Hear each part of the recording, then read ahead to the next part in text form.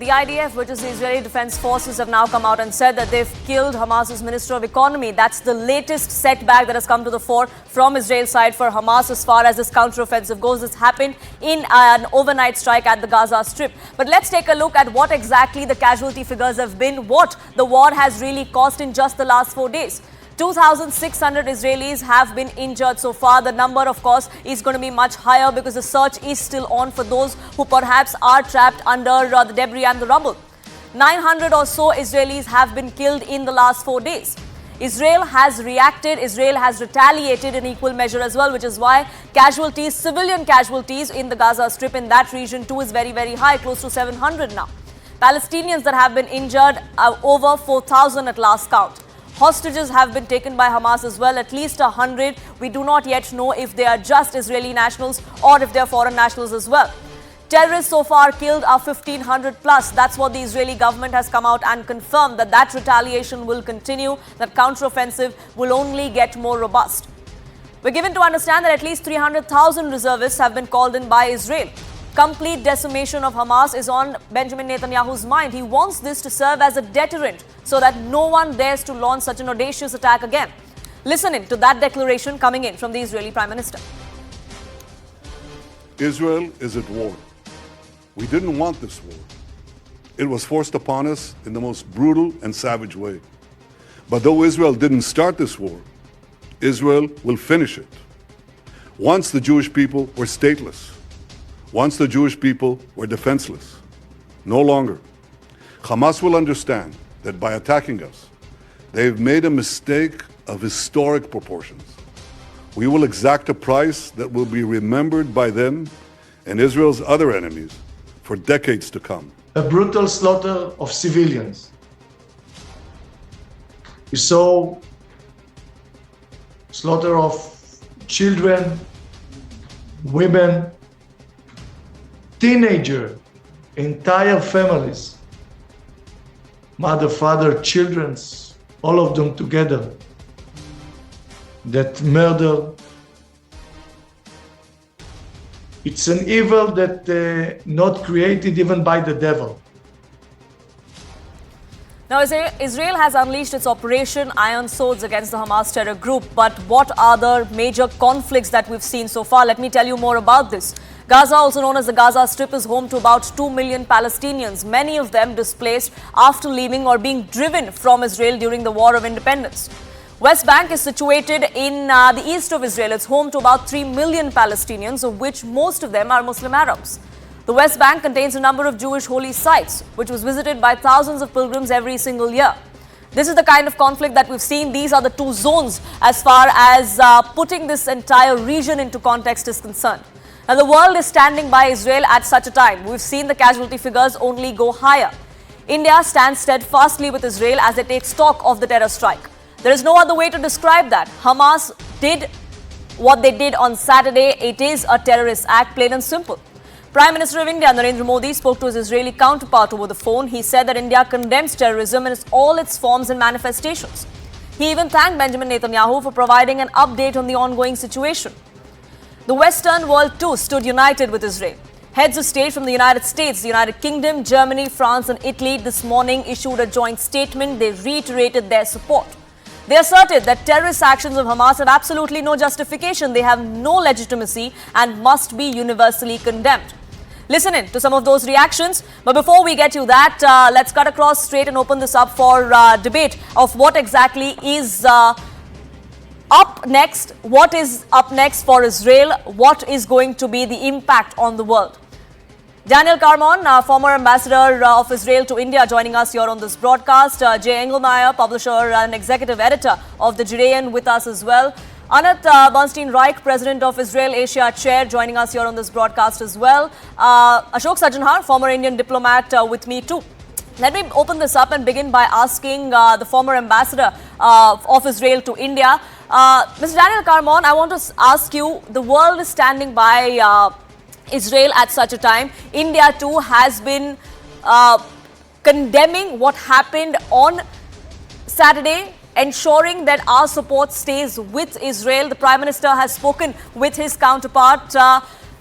Where do you see this going forward in terms of what really stands as far as West Asia and the other countries that are involved are concerned? Well, I would like, thank you very much for having me, and I want to really congratulate you on this introduction, because you really gave a very thorough picture of what is going on. We have been used, the world has been used during the past 20 years to rounds of hostilities between Hamas, a terrorist organization, financed, trained, backed by Iran, a member state of the international community, who has one idea, which is to wipe out the state of Israel and its citizens. The same Iran doesn't care, doesn't give a damn, excuse me the expression, doesn't give a damn about the Palestinian issue. But it is using a proxy called Hamas, again financing it and encouraging it to do the job as a proxy. And we've been used during the last 20 years to rounds of hostilities that always ended in some kind of arrangement. We all knew the arrangement was temporary, and then a few months later, another round. This has to stop, especially when what happened on Saturday is not one more round. It is definitely a declaration of war, infiltrating into Israeli territory, holding 20 or so sites, kibbutzim, towns, localities, and army bases. The failure there is huge. But we are now in the stage of regaining control. But still, there are thousands of rockets launched. I'm now in my safe room. We had 3 barrages in central Israel near Tel Aviv. And I'm here because it can happen any time now. This is not another round. This is a war, and the war will be fought like a war. In your opinion, Mr. Karmon, I want to ask you though, not to draw a direct comparison, but we've just seen a war a year and a half ago as far as Ukraine and Russia is concerned. No one thought that would drag on for a year and a half either. How far do you think this one is going to drag on for? We have seen Benjamin Netanyahu, several others within his government come out and vow vengeance, come out vow retribution. But how long do you think this is going to draw out for? It won't take a day or two.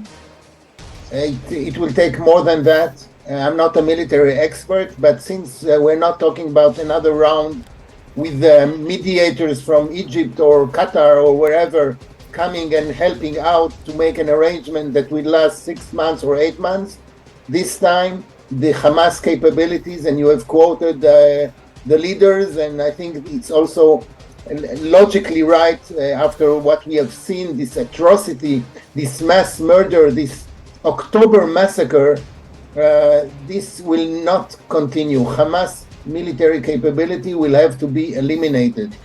How long will it take? I don't know. It's definitely not a day or two, because we are still in the defensive offensive of making sure that our army takes full. It's ridiculous, but takes control over sites that were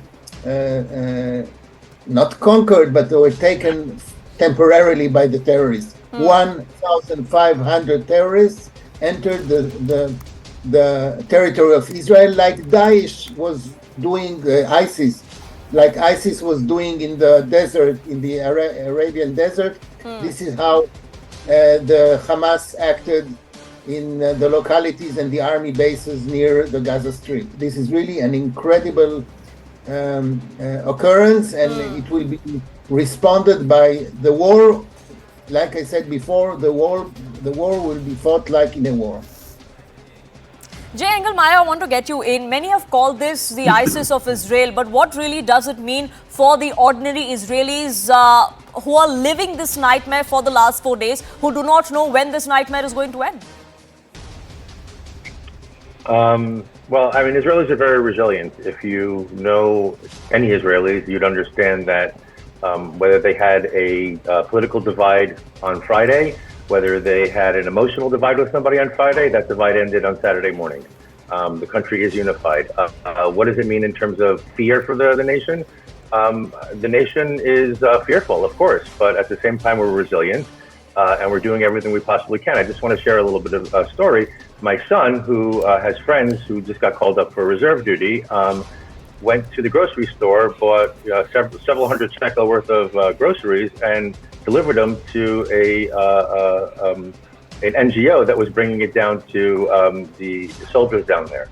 We have my daughter who went and packaged up clothing and equipment for soldiers, for lone soldiers who do not have specialized equipment or things to make them comfortable. Her and her friends gathered up and put boxes together and sent them down as well. So the nation itself is occupying itself with what's going on by making sure that everybody can contribute to the effort in order to make this happen, so that the soldiers can accomplish what they need to accomplish in the quickest amount of time.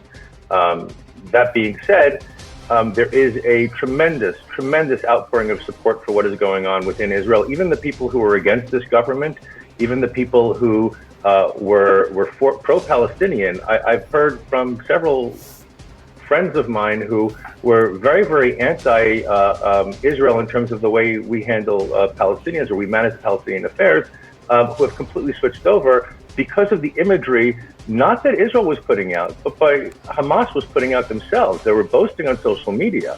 You have elderly men and women who are lined up and shot in the head. You have women and girls who were raped, and they put this on video and they send it out. Some of these women were raped so brutally, you could see the blood running between their legs in these videos. And I think it's those images that kind of shocked people who are on the far left, kind of more to the center, and realized that this is not a conversation that needs to be had in terms of how do we treat another population.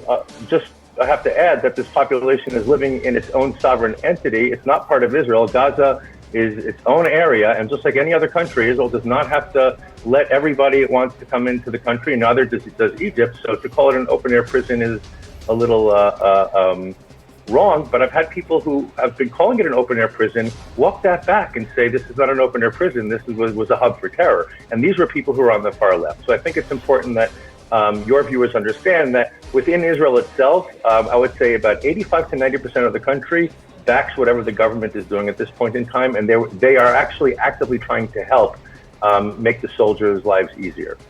And we often see the kind of narrative coming in from several think tanks, from several academicians as well, Anat Bernstein-Reich, that, Israel has always played the victim, but really it's the oppressor. Let's keep that narrative aside. What has happened over the last 4 days, what happened on Saturday, innocent civilians, foreign nationals being caught in the crossfire, that is terror, plain and simple. There cannot be any justification for that. Totally agree with you. I mean, Saturday, we had terrible days in our history, but Saturday, I think, was one of the worst. On Friday, we had 6 October, which is 50 years to the Yom Kippur War, to the 73 war.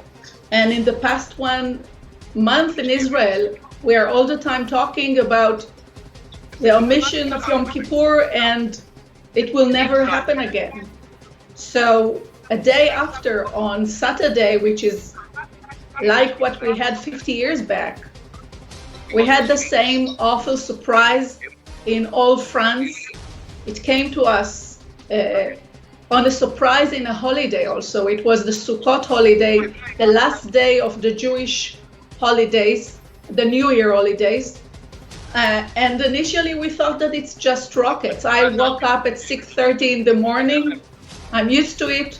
Like Ambassador Carmon, I'm talking to you from my safe room, because any minute there can be a siren, and then my family will enter in and I'll introduce them to you. And this is reality. But as the time passed, we understood what is really happening. The rockets was just something that actually blocked our eyes to see the real story of the infiltration and taking over of 22, to the best of my memory, villages, moshav, cities, people, army bases, and then we realized the problem and the unheard of, something that, as Jay said, atrocities. And initially we didn't understand what is happening.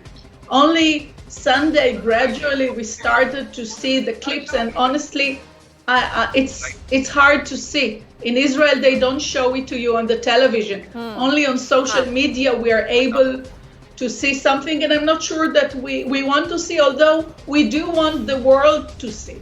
We do want the world to see who is the enemy here, who is the victim, and who is the attacker. We are the victim in this situation, but we were not victim for long, okay? You can hear the fighter jets just in the background, and they're going to hit the Hamas in Gaza. And you asked Ambassador Carmon, how much will it take? And we say here, as much as it takes. As much as it takes. We have a resilient nation. You should see outside there what is happening. People, as Jay said, are collecting stuff for the soldiers.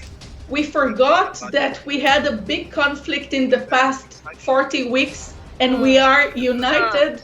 We are supporting the government, the united government, the coalition government that is now being formed to fight the enemy once and for all. I mean, there should be a solution. I'm not telling you which solution, but there should be a solution. And I think that your viewers should be aware that Iran, which is a friend of India, is behind a lot of it. And you need to know who are your friends.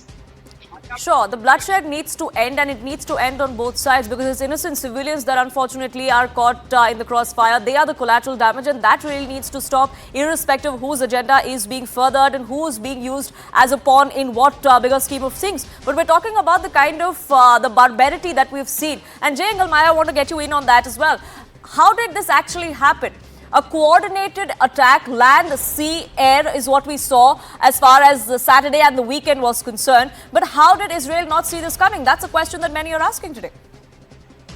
I think Israel saw it coming. Israel was warned, as we were getting warnings for weeks, if not months on end, that something big was coming, and we did expect it to happen around the holiday season. I think they surprised us because up until this point, Hamas was a one-trick pony. Hamas had the missiles, and we react to the missiles. We did not expect the paragliders to come in. There's a lot of information out there, and I honestly cannot speak to it because I'm not a military person, and there's some things that I cannot speak to because it has not been cleared for publication. But at this point in time, I have to say that that kind of attack would have surprised any nation, even the most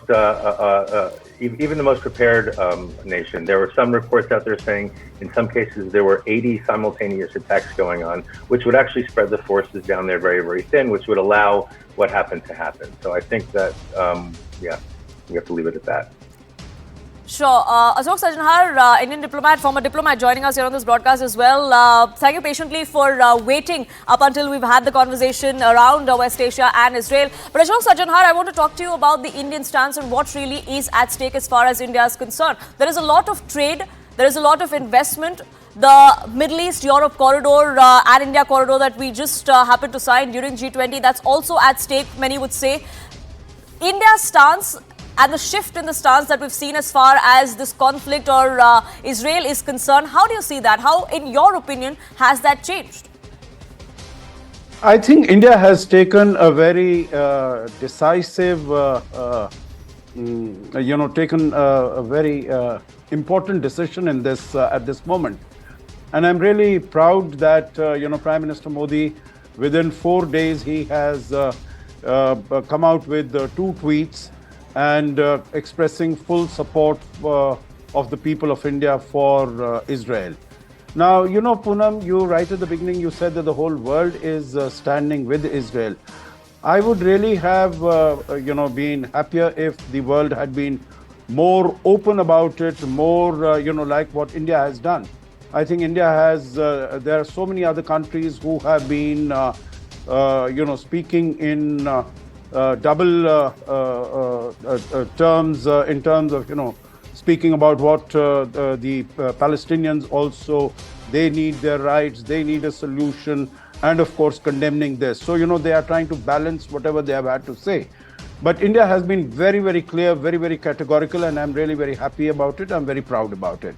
The point that you make about, all these aspects, whether it is the India, Middle East, Europe Economic Corridor, or it is the I2U2, or it is the normalization of relations between Saudi Arabia and Israel. I think this was one of the aspects of the Hamas attack, that it wanted to shift the focus and it wanted to sort of, really give that a big jolt. So if we really want to work against what the Hamas has done, I think their coming days and weeks, possibly months also, the focus as far as Israel is concerned is going to be on dealing with the immediate problem at hand and taking care of it. But I think we need to also, in parallel, keep working at it. I think some of the statements that have come from the UAE, and also I would say to an extent from Saudi Arabia, although they have said that, no further dialogue, no further conversation on normalization of relations with Israel. I don't think anything else could have really been expected under the circumstances from Saudi Arabia. So, that also, once the things come a little under control as far as Israeli action against the Hamas is concerned, I think we need to pick up those ends also and start moving forward so that there is not too much of delay, because I think this is what really, connectivity is what really builds trust. Yes. Connectivity is what builds confidence. And that is what we need to do as far as the Middle Eastern region is concerned. And we've been moving in that direction. So we shouldn't be slackening the pace. Sure. But once this immediate issue is taken care of, I think take it forward with similar energy. Sure. Daniel Carbone, I want to ask you, you've been a former ambassador to India, which is why I want to ask you this. India was one of the first non-Arab states to recognize the Palestine Liberation Organization. It was also one of the last non-Muslim nations to recognize Israel. From then to what we've seen now, to the Indian Prime Minister now unequivocally taking a stand and saying that terror has to be condemned, we stand with Israel. How do you see that? Do you see a remarkable shift as far as India and Israel's ties are concerned, or India's strategy on Israel is concerned? Well, it is striking that we heard those votes of friendship and confidence after and solidarity after this terrible attack on my country. But regardless of this crisis, I have to tell you that India and Israel are going through an incredible journey of rapprochement between them, between 1992 or maybe a little before that to 2014 and up to date. And at 2014, the new government at the time has set up a policy which was a very simple policy, a model for other countries too, saying, for us, we can have very good relations with Israel, our partner in technology, in agriculture, in water, in trade, and we can commit ourselves to the Palestinian people. And there is no contradiction between the two. And this policy guides the Indian government, and it is totally not only accepted but welcomed by Israel, because we understand that the Palestinian people must have some friends in the world, and it's fine, as long as it doesn't interfere with relationship and friendship with other countries like Israel. And India has set a model, and I hope other countries will copy this model. It's okay to have relations with both sides. There is no contradiction whatsoever. And I only can congratulate India's foreign policy for doing so. Ms. Burstenreich, do you agree as well? We've seen the kind of stance that the rest of the Western world has taken. We've seen the cautious stance that Russia has taken, not really condemning this terror attack that we've seen from Hamas' side. And then you have India, which is perhaps leading by example, like the ambassador was also pointing out. Well, the fact that Russia didn't condemn fully, we can understand, and I don't think that's the issue. The rest of the world is condemning. You've seen the German, you've seen the French, you've seen the Canadians, and US. And in the background, I see the supply that is sent to us by Mr. Biden. So all of that's just clear. And India is, we all know, becoming a world leader. And as a world leader, India is giving an example to the rest of the world, and especially the region. And it's very, I would say, commendable from Prime Minister Modi to stand very clearly and condemn it. And if you're not condemning what we've seen, something is wrong, okay? I mean, the atrocities of this incident, I mean, I don't think that any leader of the free world will not condemn such an attack. I mean, it's not, let's say that we shouldn't be surprised that people are condemning it, especially India, which is such a close ally to Israel. The kind of friendship that exists between our nation over the past since '92 is amazing. And I would be surprised if India wouldn't have done it. Can I add something on this point? Yes, sir, go ahead. When I said it is striking, historically, for reasons that India has on its own, India was never too quick, even after 1992, even after 2014. India was not too quick in condemning terrorist acts within Israel. That's a fact. So in that sense, that's the striking factor as far as India's this response is concerned. Unfortunately, I have to leave it at that. What the impact of this is going to be on West Asia, the world is watching. But I thank you all for joining us here on this broadcast with your perspective. The war continues, though Israel is only doubling down.